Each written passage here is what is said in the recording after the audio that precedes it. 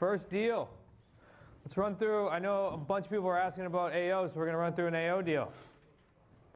All right, give us a little, some texture. Sure. So this was a buyer who the building is a townhouse. It was built in 2015, so super new. This was the first. The seller was the first buyer, and they tried to sell this house for over a year prior to it coming to me. And so, and the mortgage was over $3,000 with the HOA and taxes and everything. So they were kind of motivated to kind of get this thing, going. When I talked to the seller on the phone, she told me she worked for an insurance company doing large contracts. So I'm thinking to myself, oh my gosh, I've never done this before. She's gonna have all these questions about our contracts.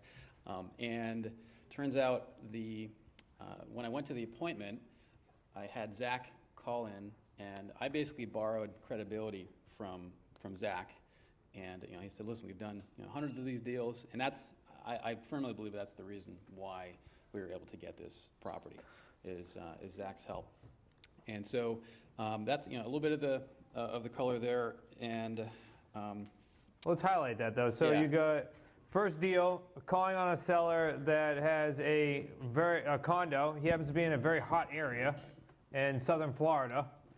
So another prime example of you can do deals everywhere. Ends up being a condo with a high HOA fee. Another reason why probably people would say this isn't going to be a good deal. And a lady that works on contracts. And because you're an associate, you were able to borrow some credibility from national property team in the whole community. Because we do hundreds of deals all the time. So prime example, you get this deal done there. So what's the source? So this was an expired. And I have a VA who calls on expireds for me. So that was the. Oh, did you give him a bonus? I did. Oh, yeah. This guy's worth his money already. Worth his weight in gold. Gave him a bonus for the take-in. I'm going to give him a bump for the sold as well. See that? He gets a bump. Good job. All right, purchase price. So purchase for the asking was $395 and the purchase price was $419. Okay, so you bought it from them for what? $395. $395. Okay. And this is on an AO. So you sold it for? $419. Awesome. And you sold it. What did you and Nick end up deciding on as far as selling it for? Just out of curiosity. $419 for how many months? So it's 24-month term. Originally it was $425. We bumped it down a little bit. This is on the market for about 60 days or so before we got the buyer in. Yeah, I remember listening to you guys. You and Nick were going back and forth. And this is probably good for people to hear. So you get this next step form that comes in, and how much did they have down? They had about $7,000 down, which is well below the 3%. $7,000 down. Okay, and then what did they end up having down after you and Nick ended up speaking with them? Over the period of 2 years, $36,500.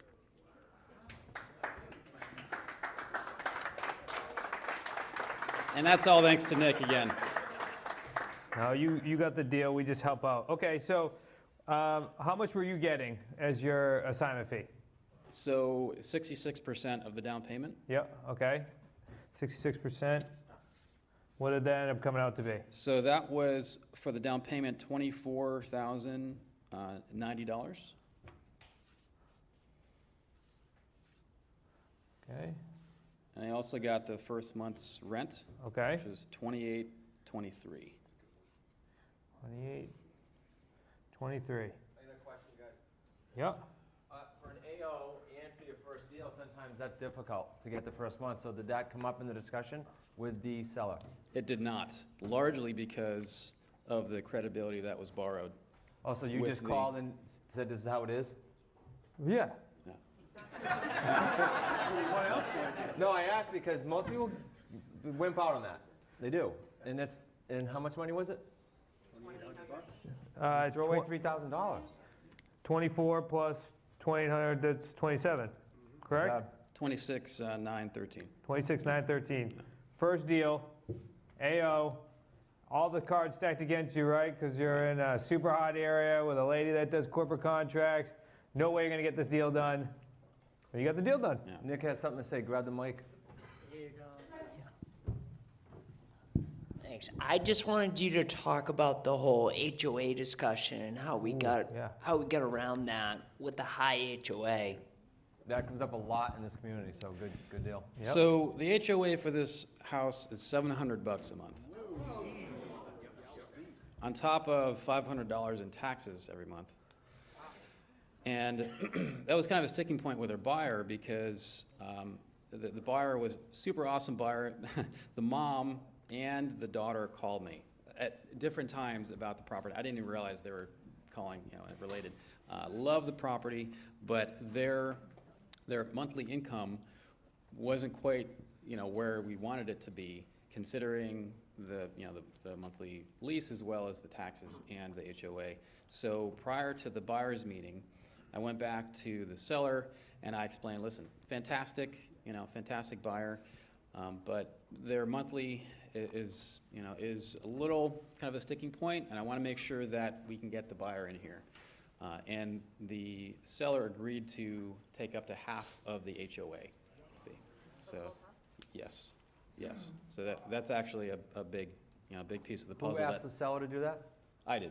Good job. Yeah. Yeah, that was Thank you. Nick said, go back and ask him.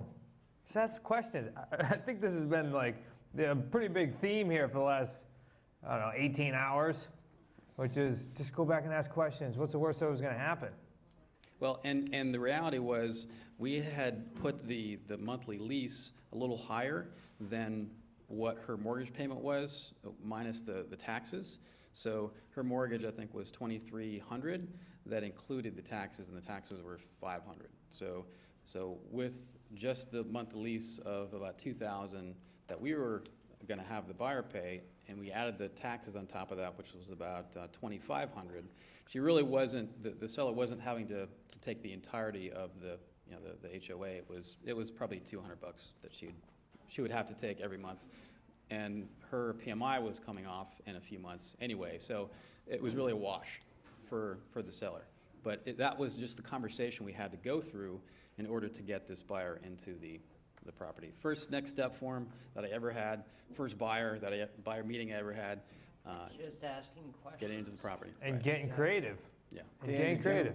Did you get a testimonial yet on both of these buyer and sellers? I've not.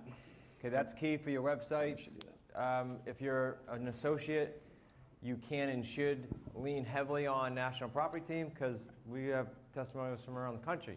But you also want to build your own website, and you want to have your BBB profile be building up as well, aside from National Property Team. Yeah, it also helps when you have your buyer and seller that are on National Property Team too, so they can see that you're super active in that area as well. So you get two different websites that are showing your credibility, plus the BBB. You start to get some major credibility all from just doing one deal. And Pretty crazy. this seller owns a number of other properties, and I told her, listen, I would love to, hope this one goes well, because I'd love to do a couple more of your properties. So we'll see what happens there. Yeah. Thank you. Great job, Dan. Good deal.